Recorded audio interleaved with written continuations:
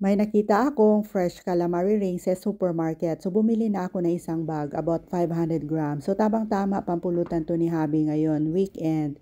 So, unang-una ay lalagyan natin ng mga sangkap na pampalasa tulad nitong asin, paminta, paprika, kunting seasoning, at saka isang itlog.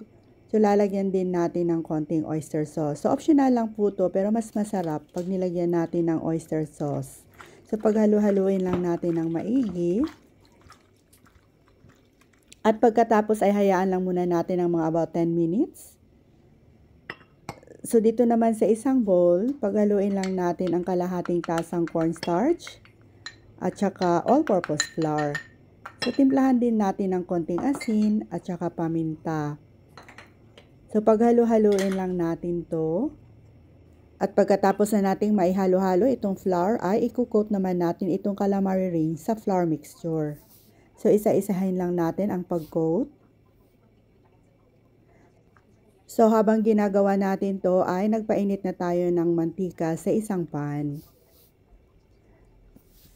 So, ipa-fry na natin to ng isa-isa. So, by batches lang po. Huwag naman pong padamihan ang paglagay para maluto po ng bahagya itong ating squid rings. Lutuin lang natin to hanggat sa maging mag-light brown po yung kulay. Sa akin, mga about 2 to 3 minutes. Pag na-overcook to, naging makunat or medyo matigas na po itong ating squid rings.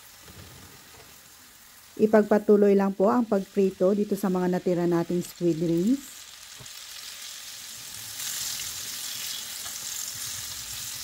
So, i-drain muna natin to sa paper towels pag naluto na para naman mabawasan yung excess oil. At pagkatapos ay pwede na nating i-serve with spiced vinegar. So, i-try nyo na din to mga Ma'am Shay. Talagang napakasarap po.